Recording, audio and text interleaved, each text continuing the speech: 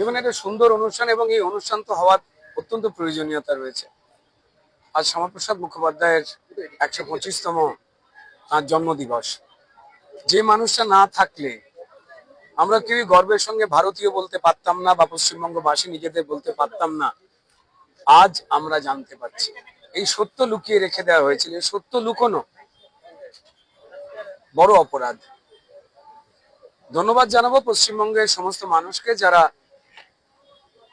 পশ্চিমবঙ্গে নতুন সরকার গড়ে দিয়ে 20শে জুন যে পশ্চিমবঙ্গের জন্মদিবস, অনেক রক্তাক্ত অধ্যায়, অনেক বিশ্বাসঘাতকতা পেরিয়ে যে শ্যামাপ্রসাদ মুখোপাধ্যায়ের জন্যই এই দিনটা আমরা দেখতে পেয়েছিলাম, তা বিস্ময়কর ভাবে বহু মানুষ জানতে পারছেন।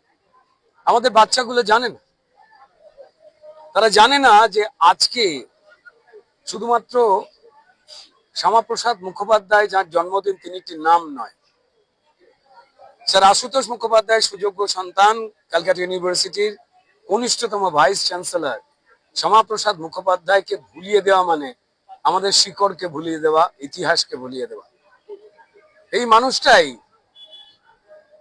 আমাদেরকে হিন্দু বাঙালির হোমল্যান্ড হিসেবে পশ্চিমবঙ্গের জন্ম দিতে পেরেছে। নিশ্চয়ই একটা মাটিতে সবাই মিলে থাকবে, কিন্তু যারা চক্রান্ত করেছিল, মুসলিম লীগ দলটি চক্রান্ত করেছিল এবং তদানীন্তন জ্যোতি বসুদের পার্টি, কমিউনিস্ট পার্টি অফ ইন্ডিয়া, তারা সাপোর্ট করে বলেছিল অবিভক্ত বাংলার এই মাটি আজ যা পশ্চিমবঙ্গ তা পূর্ব পাকিস্তানে চলে যাবে। অর্থাৎ বামপন্থীরা চেয়েছিলেন আমাদের পাকিস্তানি বানাতে। এটা ভুললে হবে না যে ইতিহাস লুকিয়ে ফেলা হয়েছে। রাজনৈতিক মতানৈক্য থাকবে, দ্বন্দ্ব থাকবে, কিন্তু দেশকে রক্ষা করতে, মাটিকে রক্ষা করতে সত্যিকে লুকিয়ে ফেলা চরম বড় অপরাধ। আজ সেই অপরাধ মুক্ত হয়ে আমাদের সত্য জানবার এবং জানাবার সময় এসে গেছে। আমাদের আগামী প্রজন্ম, আমাদের শিশুরা, যাদের ইতিহাস বইতে নানান মনীষীর জীবনী পড়ানো হয়েছে, আর বেশ কিছু বেছে বেছে মানুষের জীবনী পড়ানোই হয়নি, যারা না থাকলে এই দেশের স্বাধীনতা, এই মাটির জন্ম অব্যক্ত থেকে যেত।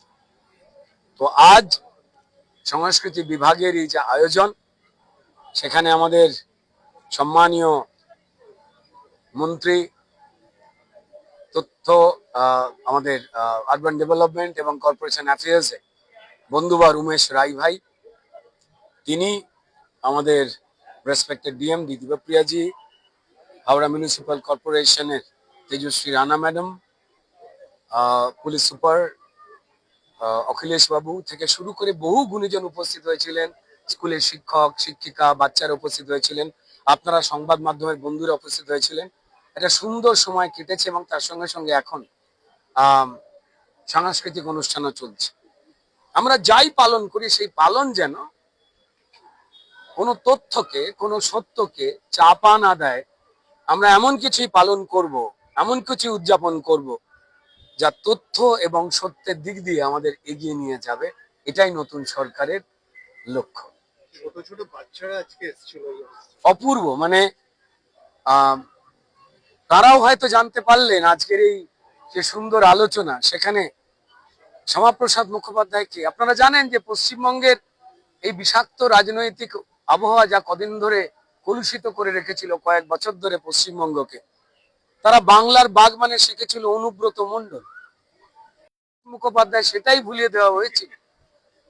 আশুতোষ মুখোপাধ্যায় সুযোগ্য সন্তান, শ্যামাপ্রসাদ মুখোপাধ্যায় না থাকলে আমরা যে পাকিস্তানি বা বাংলাদেশি হয়ে যেতাম, এই তথ্য তো তার বাবা মায়ের কাছেও প্রপারলি দেয়নি। সরকারি সিস্টেম দিয়ে একের পর এক সরকার এসেছে, সেই তথ্যগুলোকে চেপে রেখে দিয়েছে।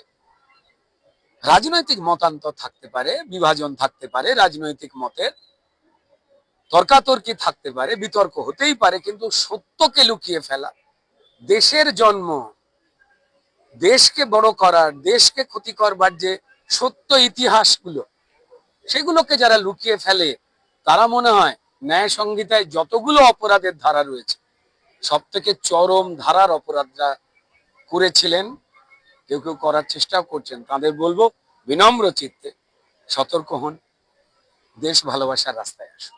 Thank you.